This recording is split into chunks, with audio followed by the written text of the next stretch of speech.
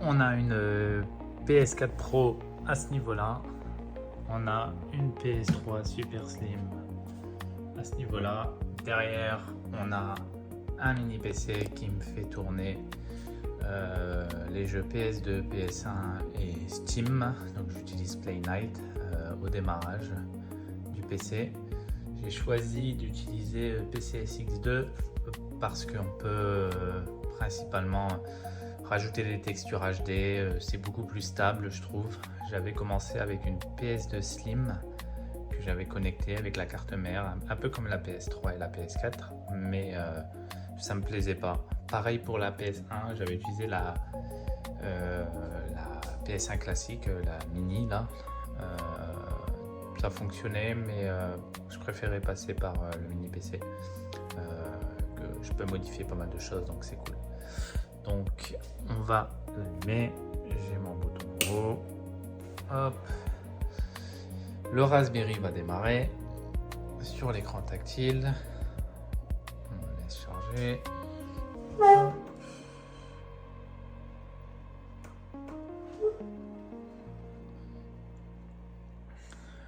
J'allume mon écran.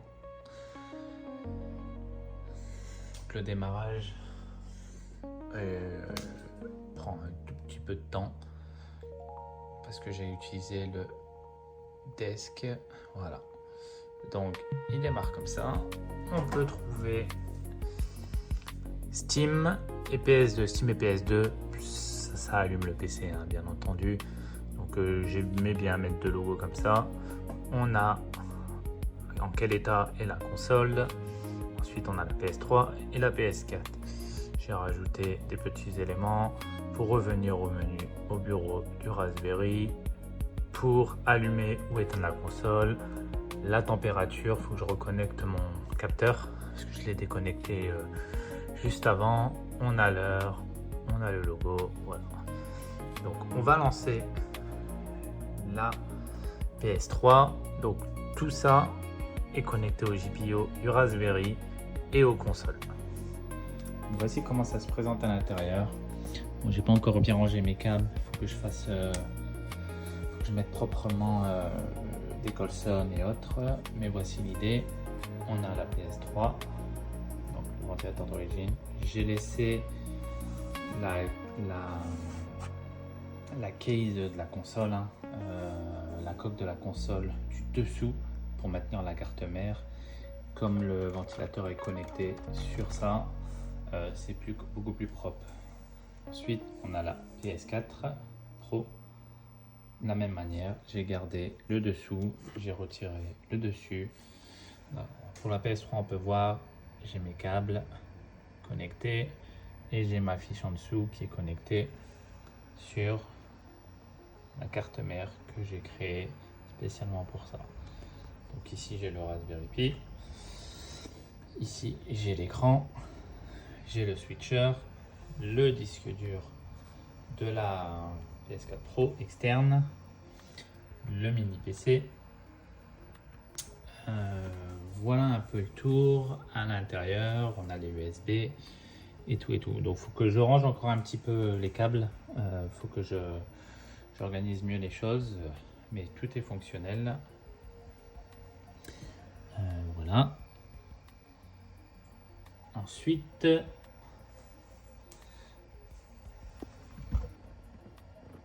voilà. J'ai retiré les panels de côté pour vous montrer un peu comment ça fonctionne. Donc, on a les deux câbles d'alimentation, le 12 volts et le ground qui va sur ma PCB. Et ensuite, les 4 pins. Le ACDC standby, le ground, les deux 5 volts standby vont aussi sur ma carte mère. Donc ça a été prévu pour que le Raspberry puisse communiquer avec la console, donc la PS4 Pro. Ensuite, le bouton.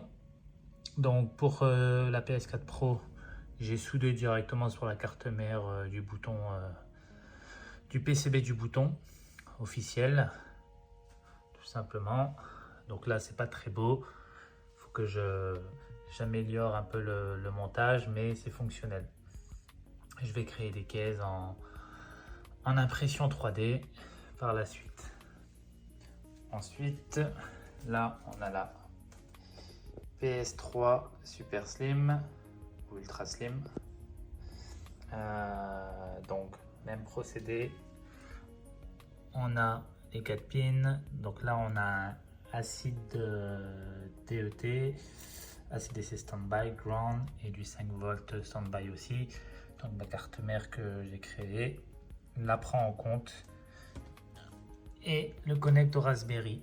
On a le 12 volts et le ground aussi connecté sur ma carte mère de la console et la carte mère que j'ai créée.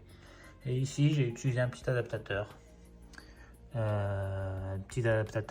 FPC 6 pins pour me connecter plus proprement sur le bouton officiel de la PS3. Voilà, donc j'ai laissé le châssis, hein. J'ai laissé la case en plastique derrière, c'est plus propre parce que ça c'est supporté par la coque de la PS3 arrière, donc ça m'évite de trifouiller, de trafiquer des choses. Donc je vais allumer, hop, on entend la TX qui se lance.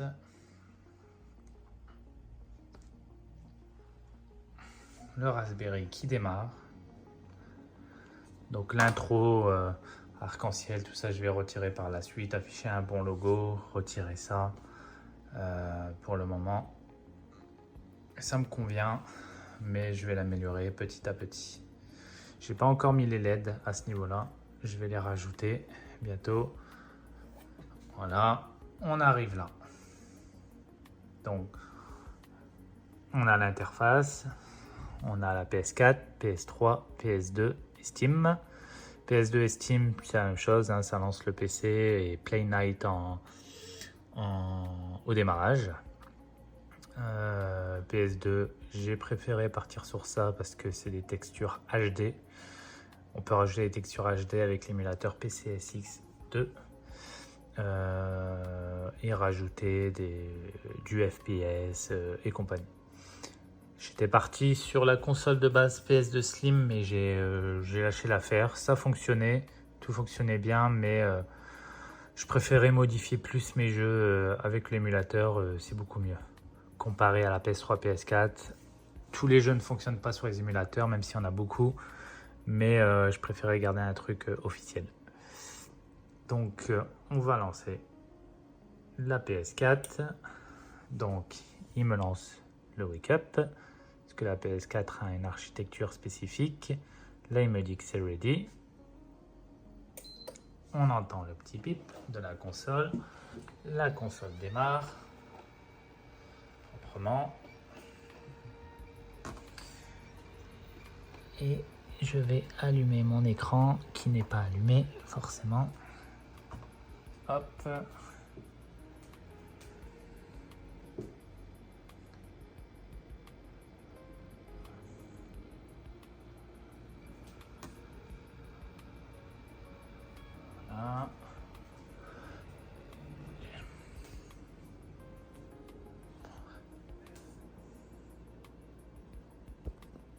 Excusez-moi, j'ai dû couper 2 secondes parce que mon écran, j'ai un problème avec cet écran sur l'HDMI qui galère. Donc ça a bien démarré, la PS4 est en on,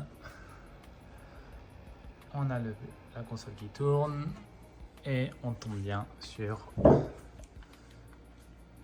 le menu. Tout fonctionne nickel, j'ai aucune coupure, tout fonctionne parfaitement. Voilà. Sur ça, j'avais eu un petit souci pour certaines personnes qui ont une console jailbreakée. Quand on lance le crack, il y a une micro coupure de la console et ma carte mère que j'ai créée détecté qu'elle a été coupée, donc il coupait l'alimentation complètement. Donc ce que j'ai fait, c'est que j'ai tiré directement le 12 volts de ma ATX juste pour la PS4 de mon ATX et le 5 volts standby, je l'ai tiré aussi de l'ATX. Donc je vous montrerai les plans un peu comment j'ai fait pour résoudre ce problème. Mais tout est fonctionnel proprement. J'ai mes jeux à moi, j'ai d'autres jeux, enfin voilà, ça fonctionne plutôt bien. Hop.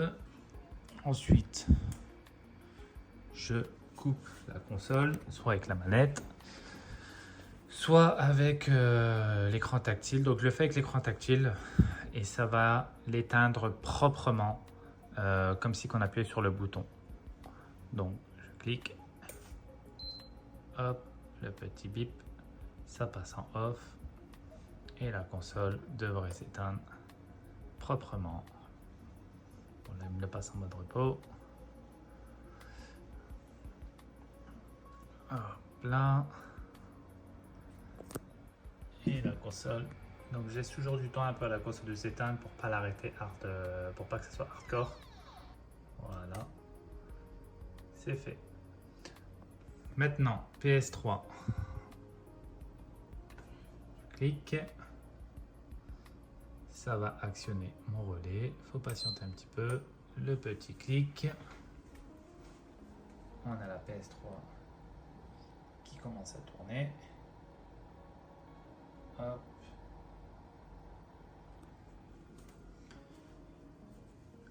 On a ça. Donc là, on a la console, la PS3 qui s'allume. Je valide. Hop, je crois que je dois changer ma pile. Il doit y avoir une pile sûrement de BIOS. Il faut que je vérifie ce qu'il me demande à chaque fois l'heure. Hop, hop, on s'en fout. Parce que je l'avais éteint un peu à l'arrache avant le test. Donc voilà, on a le menu qui fonctionne. Donc chaque console, j'ai joué au moins pendant 2-3 heures. Nickel, ça chauffe pas. Voici pour la PS2, donc le mini PC. Je clique. Normalement, le mini PC devrait s'allumer. On peut le voir qui s'allume. Ça passe sur le mini PC. Donc on est bien en on. Je ne l'ai pas encore mis Play Night, je ne l'ai pas encore mis en boot au démarrage. Mais voilà, ça démarre. On aura Play Night qui va se lancer en full screen. Et on peut jouer aux jeux PS2, Steam, PS1, enfin tout ce que vous pouvez, tous les émulateurs que vous souhaitez. Donc voilà un peu le système qui a été développé. Il y a encore des petites modifications à faire, de l'aspect, améliorer le câblage. Mais tout est là.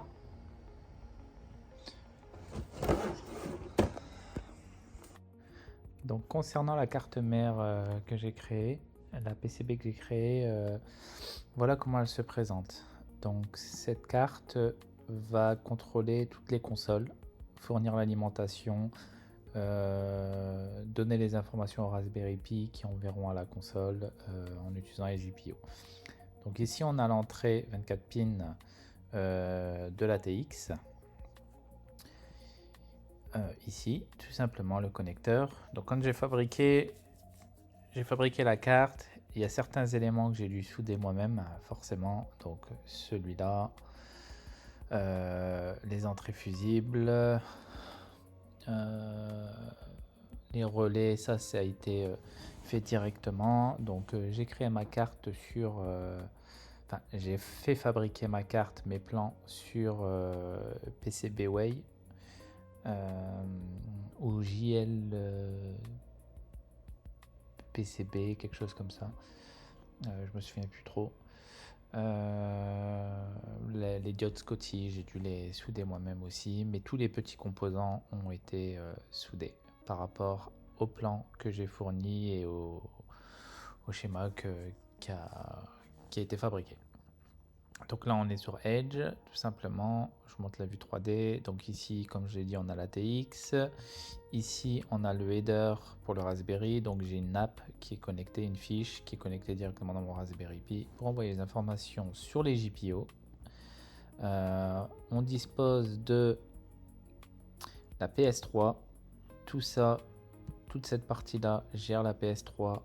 Donc on a le relais qui permet de donner l'information au Raspberry et à la console pour l'allumer ou l'éteindre. Donc avec mon écran tactile, quand j'appuie sur PS3, le relais fait un clic, il laisse passer, il envoie une impulsion et c'est réglé. Et il laisse aussi passer le courant. Donc on a ces câbles là du relais. Donc avant de faire tout ça, j'ai fait manuellement tous les branchements avant de créer. Donc pour vous montrer, j'avais utilisé ce relais là qui fonctionnait plutôt bien, acheté sur Amazon. Voilà, donc je vous montrerai par la suite le plan que j'ai fait avant de faire la carte mère. Voilà, hop hop. Ensuite, ici on a les fusibles. Donc j'ai utilisé des fusibles assez particuliers parce qu'ils sont simples à modifier, ils sont solides. J'aimais bien ce type de fusible. Donc j'ai utilisé des fusibles, généralement c'est utilisé dans l'automobile. Donc j'ai utilisé cela. C'est facile à retirer parce que, comme vous pouvez vous en douter, quand j'ai commencé ce projet, j'ai eu beaucoup de fusibles de cramer, j'ai eu beaucoup de choses, le temps de comprendre, d'apprendre les choses. Donc c'était une solution plus simple pour moi. Donc c'est ce type de fusible que j'utilise, tout simplement. Après vous pouvez utiliser d'autres fusibles, hein, peu importe. Il faut juste respecter les ampères, quoi. Mais tout ça je vous montrerai dans le plan manuel. Donc voilà, on a la PS3, on a la PS4. Donc la PS4, il y a deux relais parce que l'architecture de la PS4 est très particulière. Il me fallait un relais pour on et un relais pour off. J'avais essayé avec un seul, j'avais un problème parce qu'il y avait le wake up. La console, la PS4 attend un wake up. Avoir deux clics, clic sur le relais, c'était un peu chiant à régler. Donc j'ai décidé de mettre deux relais, relais 1 on et relais 2 off, qui se trouve ici. Ensuite on a la partie PC. La partie PC est assez simple. Donc le PC, le mini PC que j'utilise du 19 volts, en sachant que mon ATX donne du 12 volts. Donc j'ai dû trouver un boost pour le booster un peu en 19 volts pour qu'il reçoive le courant demandé par le PC. Donc tout simplement, j'ai chopé un boost qui se trouve là. Il ressemble à ça, tout simplement, qui va me convertir du 12 volts à du 19, ce que demande mon mini PC. Mon mini PC attend une entrée alimentation en USB-C. Donc pour ça, j'ai tout simplement commandé cette pièce, ce petit module qui me permet de ressortir le courant en USB-C, USB-C. Tout simplement. Donc on est là, c'est l'élément parfait qui est positionné à ce niveau là. Le seul souci que j'ai eu avec ça, c'est qu'il n'y a pas de vis, en fait il n'y a pas de trou pour visser sur ma carte mère ce module. Donc j'ai dû faire une petite impression 3D, une petite boîte qui peut s'adapter. Le fichier, il peut se trouver facilement sur internet, hein. C'est pas, il y a rien, il y a aucune invention là-dedans. Donc voilà. Voilà un peu. Ici, j'ai un breakout, donc c'est ce qui va gérer toutes les consoles. Vous pouvez le voir. Donc il y a des breakouts sur Amazon. Alors, je vais essayer de le retrouver. Breakout. Celui-là que j'avais commandé. Non. Hop. Celui-là. J'avais commandé celui-là quand j'avais fait tout manuellement. Donc j'ai reproduit tout simplement la même chose. Sauf que là, c'était vraiment des tout petits fusibles. Et c'était chiant. Donc c'est pour ça que je suis passé sur d'autres fusibles. On a le bouton on-off pour allumer tout le système. Donc je l'ai reproduit, le bouton on-off. On peut le retrouver à ce niveau-là, tout simplement. C'est un bouton qui est connecté là. On a les fusibles. J'ai gardé toute cette partie pour tirer du 12 volts, du 5 volts et du 3.3. Admettons pour le 5 volts. Le 5 volts, je tire directement pour un hub USB parce que la PS3 a deux ports USB et j'avais besoin de 3, moi personnellement, pour brancher un disque dur externe et 2 sorties USB pour brancher les manettes en façade de ma console. Je voulais pas perdre ça si je veux brancher une clé USB ou quoi que ce soit. Donc il est alimenté par là, à ce niveau-là. Le Raspberry aussi, il peut être alimenté là, mais normalement il sera alimenté directement sur le header. Donc attention de ne pas l'alimenter 2 fois, parce que ça peut être problématique. Voilà. Ici on a le fusible pour la PS3. Ici pour le PC. Pour la PS4, je l'ai branché directement sur la TX, 12 volts. Je l'ai tiré directement dessus, puisqu'il y avait un câble disponible de 12 volts, j'ai tiré directement dessus. Donc sur la PS3, on a toujours un fusible de 10 ampères, important pour protéger un peu le système. Pour la PS4, on a un autre fusible.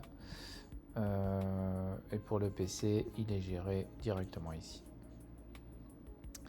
Donc voilà un peu la PCB qui a été réalisée et qui fonctionne et qui gère tout mon système. Voilà un peu l'idée.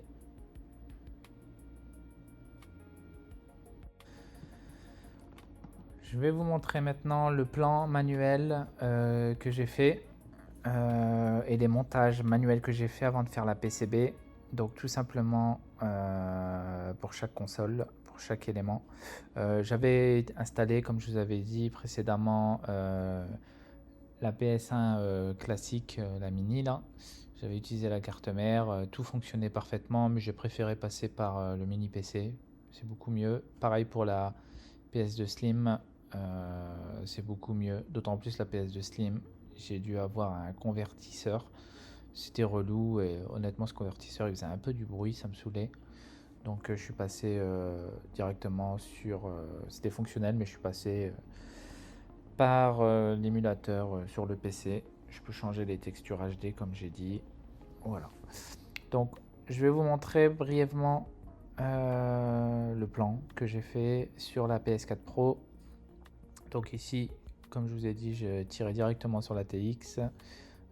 On peut trouver énormément d'informations. J'ai trouvé beaucoup d'informations sur internet qui m'ont aidé parce que je ne suis pas le premier à avoir branché une ATX sur une console forcément. Donc j'étais à la pêche aux informations et j'ai pu trouver des informations pour faire fonctionner. Et après moi je l'ai fait à ma sauce dans mon boîtier, tout géré avec ma carte mère qui a été créée. Et puis voilà. Donc tout simplement on tire les câbles, tac. Ma console attend un fusible de 25 ampères, c'est important. Faites pas attention à la carte mère, j'ai mis une fausse. Voilà. Ensuite, j'ai mon relais, voilà, qui est connecté à mon Raspberry. Ensuite, c'est reconnecté au relais et ça tire les informations sur le GPIO, par exemple 22, etc., etc. Ici les câbles qui vont sur la carte mère de la PS4 Pro. Voilà, ça passe par différents composants. Donc j'ai fait tout manuellement ces montages. Je peux vous dire que c'était quand même un sacré fouillis pour trouver la bonne configuration. Par chance, j'ai pas bousillé ma carte mère. Mais voilà, c'était un défi. Mais c'est fonctionnel. Et une fois que j'ai validé tous les plans, j'ai décidé de créer une carte mère pour être plus simple et pour pouvoir la réutiliser à mon aise. Donc là, PS4 Pro, on va aller voir la PS3. La PS3 tout simple, pareil. Ici, on a différentes choses. C'est connecté, petite résistance, le breakout. Ça passe par un Oyoto qui va donner l'ordre je coupe ou je coupe pas le courant, j'accepte de recevoir de l'énergie ou pas. C'est le Raspberry Pi qui va le gérer. Donc voilà, grosso modo, voilà comment ça fonctionne. Et ensuite, j'ai recréé tous les composants sur la carte mère. Donc ça, j'ai fait appel à... Donc j'ai commencé à le faire, j'ai fait appel à un ami ingénieur pour faire le routage, parce que c'était assez compliqué, les miens ils se croisaient et compagnie. Voilà. Donc ça fonctionne plutôt bien. Ça c'est pour la température dans la boîte. La PS2, ça je vous ai montré, et le mini PC tout simplement, le breakout, le boost, le petit module pour l'USB-C, le relais, et voilà comment le câblage est fait tout simplement sur la carte mère que j'ai créée. Donc j'ai fait des petits dessins, des petits schémas pour me souvenir un jour si je dois réintervenir ou refaire quelque chose. Donc voilà grosso modo comment ça fonctionne. Les éléments, bon ça c'était les anciens éléments, j'avais utilisé ce type de fusible à la base dans mon système. J'ai un peu changé. Donc il y aura la liste de tous les composants qui vont être dans la console, enfin dans la console globale on va dire. Je vous les mettrai dans les commentaires. Voilà. Donc voici la partie design imprimée en 3D du prototype. Donc on a la console, ça donne un peu un aspect PS5 avec le côté l'aération comme je vous avais montré dans les vidéos précédentes, et l'arrière de la console. Donc on a l'alimentation, le PSU, on a DX, on a le HDMI et un USB qui sera connecté au Raspberry Pi au cas où il faut intervenir. Je l'ai déjà en façade l'USB, mais j'ai voulu en rajouter un derrière. Et ici j'avais mis un rack pour les SSD, mais j'ai décidé de le retirer et mettre d'autres connexions Ethernet et autres. Donc ça n'existe plus, mais vous pouvez tout à fait le faire. Donc l'avant tout simplement. Bon, j'ai pas mis le logo, j'ai pas imprimé le logo, mais c'était l'idée que j'avais en tête avec l'écran tactile, les USB, donc système PS4, PS3, PS1, PS2, Steam, ça c'est le mini PC qui gère tout ça. Donc voilà. Voici un peu la 3D qui a été faite. Donc j'avais commencé à tout faire. Par contre, il y avait des glissières et autres. J'ai dû faire appel à un ami, Jérôme, qui m'a donné un sacré coup de main sur ça. Donc voilà un peu le prototype. Donc ça a été fait sous Blender ou Fusion, je sais plus. Fusion, voilà. Là je l'ai mis sur SketchUp, c'est plus simple à vous montrer. Tout simplement ça coulisse à l'intérieur, ça permet d'avoir accès aux consoles. Hop hop hop. Donc on a accès à la PS3, PS4 Pro et la PS3 Super Slim à ce niveau là. J'ai fait ça comme ça je peux intervenir rapidement dessus sans éviter de tout démonter. Là, j'ai mon espace pour mon écran tactile pour le Raspberry Pi, et là pour tous mes ports USB pour chaque console et système. Ici, il manque le petit trou dans la 3D. Je l'ai fait manuellement en vrai pour le bouton on-off tout simplement. Derrière, on a l'aération pour l'ouverture pour le mini PC. Là, c'était pour le rack. Donc, au final, j'ai refermé et j'ai mis différents ports, comme je l'ai dit, RJ45, d'autres USB ou le HDMI. Ici, on a la TX. Ça a été rebouché. Voilà un peu l'idée. À l'intérieur, je ferme ça. J'ai des racks pour chaque console qui se coulissent pour les retirer facilement, pour pouvoir intervenir plus facilement sur la carte mère qui se trouve à ce niveau là. Donc chaque rack PS4, PC et PS3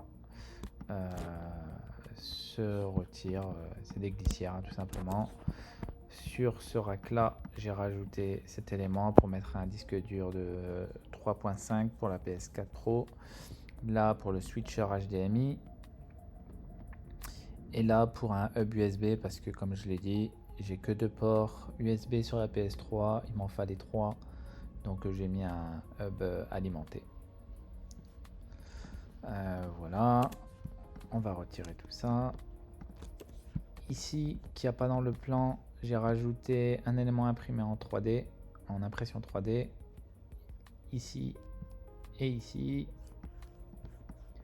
et à ce niveau là, avec toute une structure pour maintenir la PCB là. Donc ils seront vissés à ce niveau là, et tout en dessous j'ai une structure avec des pattes qui me permet de bien maintenir la PCB pour pas qu'elle flotte ou qu'elle s'abîme. Voilà grosso modo. Ici c'est les ouvertures où je mets mes bandes LED ou mes tubes LED bleu pour avoir un aspect un peu comme mon image générée. Voilà un peu l'idée de comment ça s'est bidouillé. Donc, ce premier prototype, il a amélioré, il n'est pas parfait, mais il est fonctionnel, c'est plutôt propre. J'ai imprimé tout en imprimante 3D, donc j'ai une Bamboo Lab HD2. Alors c'est assez gros, je crois qu'elle fait 40 cm sur 32 ou 33, je sais plus. Donc j'ai dû imprimer en plusieurs pièces et recoller les pièces, faire les connexions, poncer. J'ai pas passé énormément de temps dessus, donc j'ai mis un beau sticker noir et blanc dessus. Mais ça je le ferai plus tard sur une plus grosse machine pour avoir un rendu parfait. Là actuellement je suis encore en prototypage fonctionnel, mais prototypage sur l'aspect de la coque de ma multi console. Voilà. Donc pour toute la partie du Raspberry Pi, tout le code, dans mon Raspberry Pi j'ai un dossier héritage station. Dedans j'ai tous les assets, les logos et les cartes qu'on voit sur l'écran, tout le design. Ensuite j'avais fait une vidéo de démarrage que j'ai retiré. C'était un peu long, c'était un peu relou, donc ça je le rajouterai au démarrage de la console plus tard, mais je l'ai retiré pour le moment. Donc c'était une petite animation plutôt sympa, c'était un template où j'ai rechangé héritage station. Donc ça c'était assez marrant à faire. À la base je voulais mettre pour chaque système, je voulais rajouter les intros en fait en arrière-plan quand il y a une console qui se lance, mais ça consomme un peu trop de RAM et compagnie pour un Raspberry Pi, c'était pas nécessaire, donc je suis resté sur un truc plutôt sobre. Ensuite j'ai le code main.py ou qui gère le tout, les GPIO du Raspberry, qui envoie les impulsions, toute la configuration de ce qu'on voit à l'écran sur ma box multi-console. Donc on a tous les GPIO du Raspberry, les impulsions, vous voyez, il y a l'impulsion PS1, ça c'est une backup que j'ai, c'est pas le fichier définitif, parce qu'il faut que j'allume la console et que je récupère le fichier, mais voilà. Donc ça donne tous les ordres, l'état des consoles et autres, le design, les fontes, de ce que vous voyez à l'écran tout à l'heure, les impulsions de la console, voilà, comment ça passe en wake-up pour la PS4, comment ça la démarre, ça l'éteint.